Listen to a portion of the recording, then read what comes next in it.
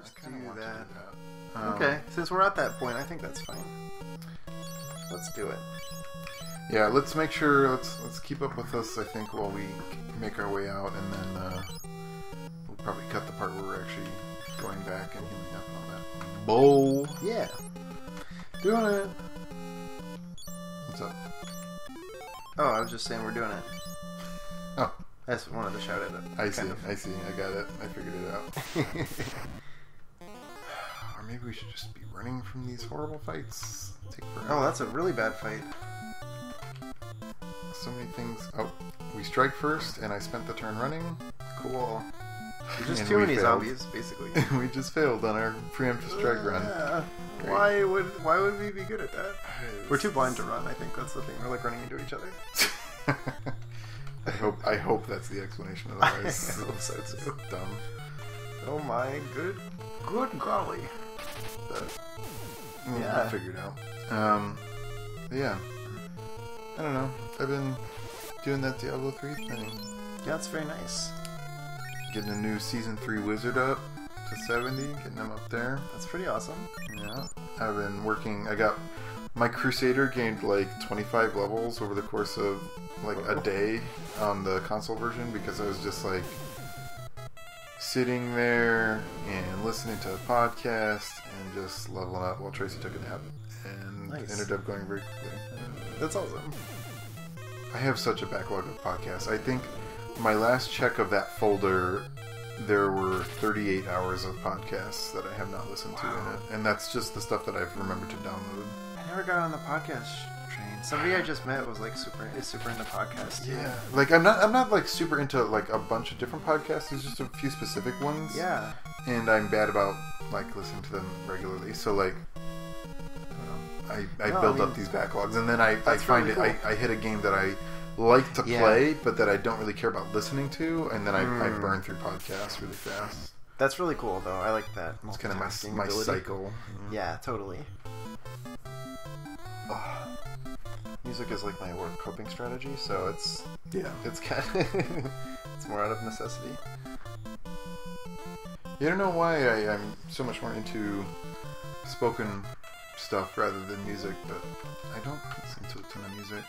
Yeah, I mean, I think it makes sense if you're gaming and you do mindless activity, and then you kind of want something to like focus your, conscious attention. But it's usually the other way around for me, like some background noise, kind of to a degree. Yeah. Something that I can latch onto if I need to. But... Especially now that you don't have to be on the phone as much. Yeah, totally. You can really explore some music. Yeah, absolutely. Yeah, I think if my tasks required more of my attention, I'd probably end up listening to more music than podcasts. Yeah, totally. Diablo 3 I can play with my eyes closed, I feel like. I don't even know. I almost finished reading the second Mars book. Oh, yeah. How was that? Gods of Mars. It is super weird. In a good way. So, I think we talked about last time. You got the red Martians and the green Martians. Right. In this one, you've got the white Martians and the black Martians. Oh, wow. So it's really just hitting the nail on the head. But they're both, like, terrible, evil things. The white Martians are also known as the Therns. So, on Mars, there's this myth. This is kind of spoilers for the book. So, on Mars, though, there's this myth, or the religion is when you die, you go up the river Is. And you never come back. If you ever come back from going up the river Is, they kill you on sight. Because it's supposed to be a sacred thing, and then you go to the goddess Isis, and then you're done. Like that's your, but it's like your paradise, your heavenly reward. Like ISIS? It's ISSUS. Oh, okay. Yeah, so it's very, ISIS. Okay. yeah, I guess. Anyway, at the end of the first book, John Carter has been transported back to Earth. He doesn't know why, because he's died on Mars, I guess. And then he comes back in this one, and he's in that valley at the end of the river. And like there's a couple other people looking for him and stuff, so he teams up. But it turns out they find out that actually what happens is this is not a heavenly paradise, of course. They come up the river and get like eaten alive by monstrous plant people. What? And the ones that aren't eaten alive are taken captive by the Holy Therns, the white race. And they are actually cannibals, and they will like eat your flesh or take you as a slave in their giant mountain domain. The only thing, and so they're terrible and evil, and they have like long blonde hair. But they're all wigs, like they've lived underground for so long, so they're actually hereditarily bald. and it's really weird. And then the black Martians are actually. Oh, can we not leave? Oh no! Or do we just have to pass? Uh-oh. Oh, maybe they're like quarantining since the princess. Did we fuck ourselves? Uh-oh. Oh, I think we just can't get out. Oh god. Okay. That's okay. We'll just keep going. Cool. Alright. Yeah, I guess we'll just keep going. We'll try our best here. Yeah. I'm gonna start just running from everything. Just keep on keeping on. Black Martians, Ryan. They're called the Black Pirates of Mars. They're the firstborn race of Mars. Wow. But that's the thing, is like the other people on Mars don't even know about them. But they just like constantly raid the white Martians and like steal like people as slaves, and they live in an underground sea. Jeez. And they're kind of even more evil. Like the white Martians are like deceiving all of the rest of Mars into thinking that their god is real, but they actually do worship it. But they don't actually know. Like they're also confused because the black Martians actually live with the goddess Isis, who is actually evil, and also they're also like horrific cannibals. But their thing is like they're like this like elite race that like all labor is beneath them. Like they don't do anything except fight for sport. Like anything else. Like some of the like people don't even eat for themselves and things. Like they just have slaves. What? And yeah, and so it's about their escape from that, and it's super wild. Yeah. And then there's yellow Martians later on in one of the other books. Like there's just all these interacting races. And are they supposed to be literally those colors? Yeah, the green Martians are green, literally green. The red Martians are kind of red. White Martians are like I'm assuming, I don't know actually. I think they're like actually supposed to be like white, not like Caucasian. And yeah, the black Martians are very dark. So it's like weirdly racist, but like, but also not like, I don't know, because they're kind of completely redrawn. And of course, one of the other things is like even all of the inherent racism and the weird divides and how the cultures are represented. But there's also always characters from like it's always shown that there are like a spread of characters in each of the different races or communities, that like some are good, some are bad, some are not, in the middle, some are torn by duty, that sort of thing. So it's surprising sometimes. That's cool for an archaic, racist sci-fi. The level of what you will find. Martian digression done. Yeah, the hurtling moons of Barsu. It's great swashbuckling action. That sounds good. It's really fun if you kind of just ignore the colonial implications. Yeah, I haven't read anything quite like that. Nothing quite that out there. Great. Not in a long time, anyway. My dad is a huge sci-fi collector and has an enormous sci-fi library. And when I was living with them, I definitely got exposed to I read a lot of weird sci-fi. And growing up as a kid, especially in elementary school, I read all the time because I was super bored in school. Totally. I read a lot of his, not a lot, but a few of his sci-fi books that resonated based on cover or whatever. But yeah, totally. Oh, there's cool art for these two. Yeah. Do you know Michael Whalen? He has a very particular style, but it's really cool. But he's done art for some of these.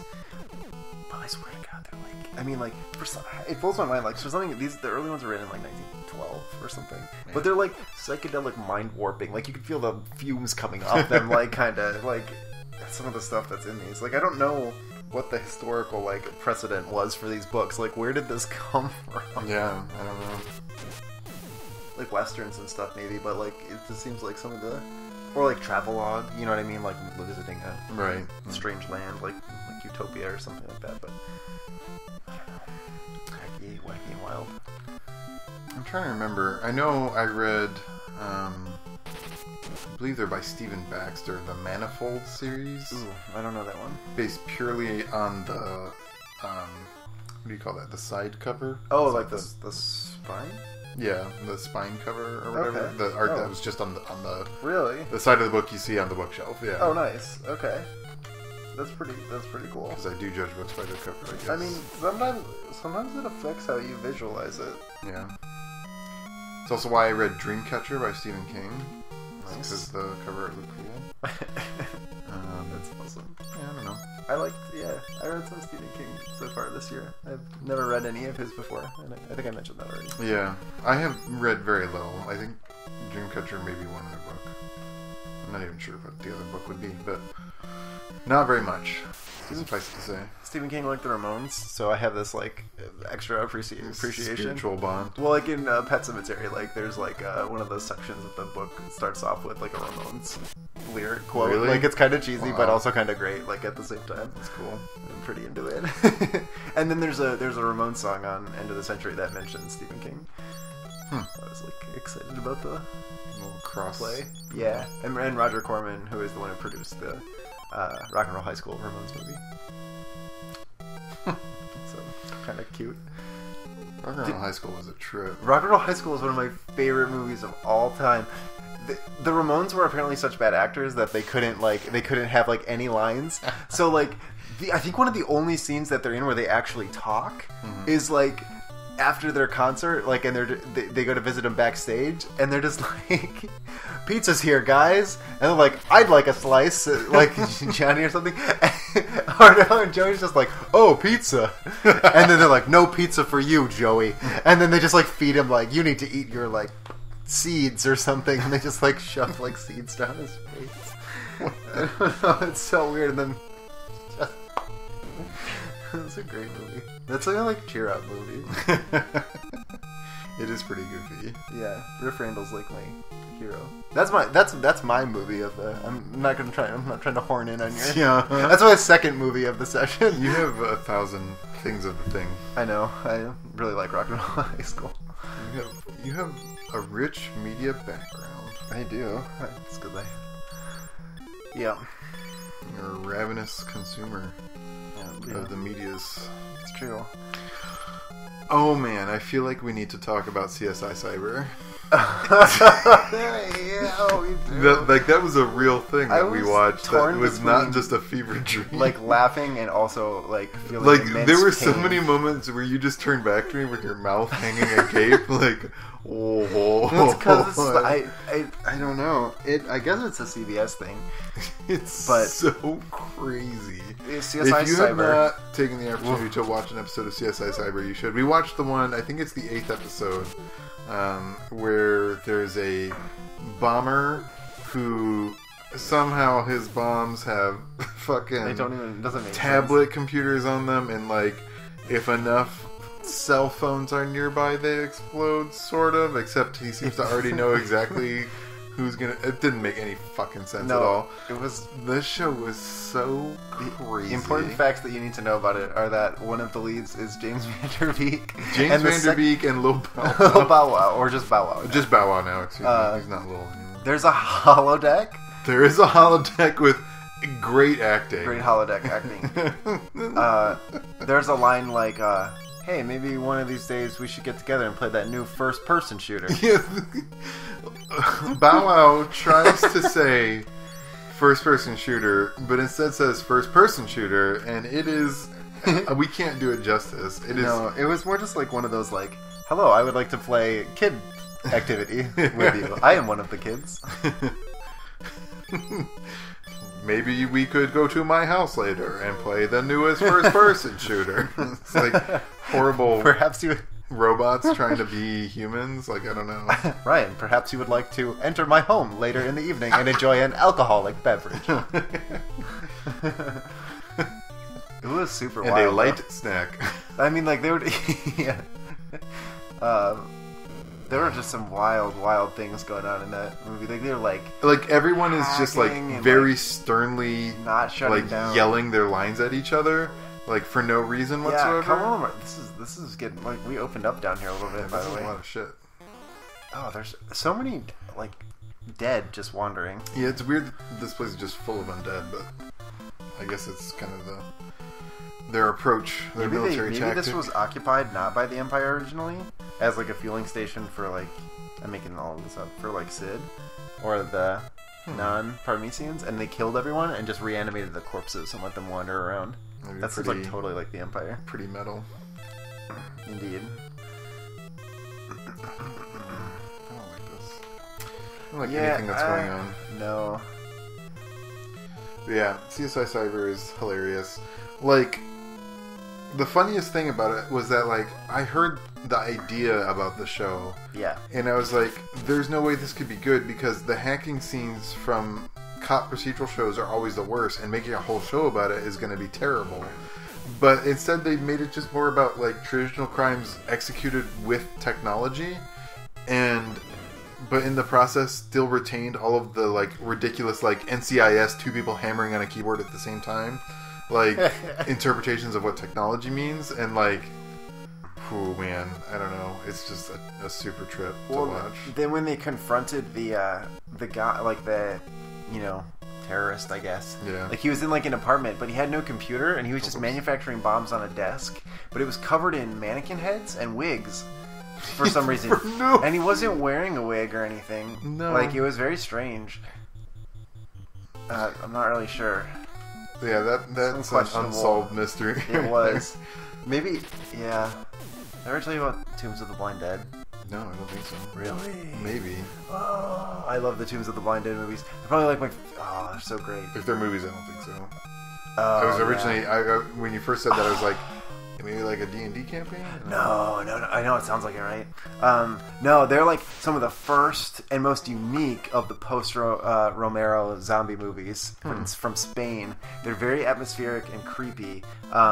The thing, like, they're kind of like pseudo-influence claim to fame is that there's these the coolest scenes in the movie. Oh, they're Templars, ancient Templar knights who made it like a pact with the devil, and then like drank virgin's blood to gain eternal life. So, but they're like rotting corpses now. But they rise from the grave and like they're blind, of course. So they kind of track by sight or by hearing. They're blind, so they track by sight by hearing.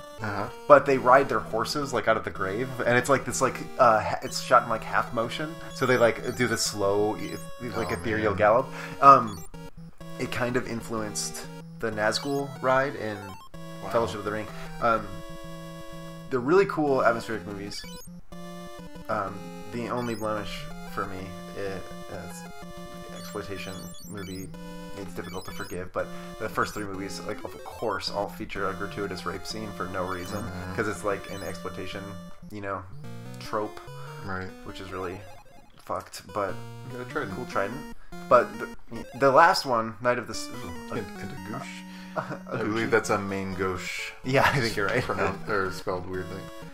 Ooh, Ice Shield. That's gotta be good, right? Monsters in this box. Oh! Whoa! It's a Gaius. Oh my lord. That is a crazy sprite. Holy goodness. Whoa! It's so big. That's like the biggest monster I've ever seen. That's really big. That might be the biggest sprite we've seen in this game. Like, I think Chaos might be bigger than in 2 or in 1, but like... Chaos was bigger, but this is the biggest one I think we've seen in this game in particular.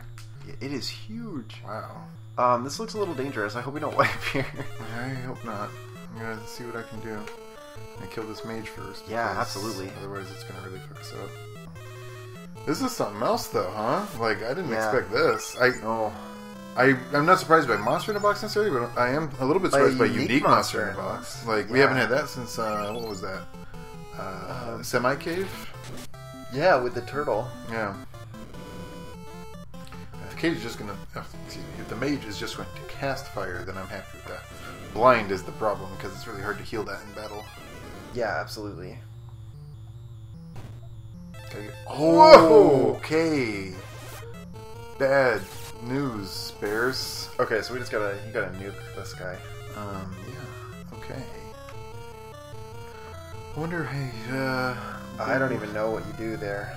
I'm gonna try to protect everyone. Okay, yeah, that's a good idea. And then, what do you think he would be weak to? I guess we'll just go procedurally. Okay. I could also try to blind. Okay. Oh, maybe he's weak to magic only.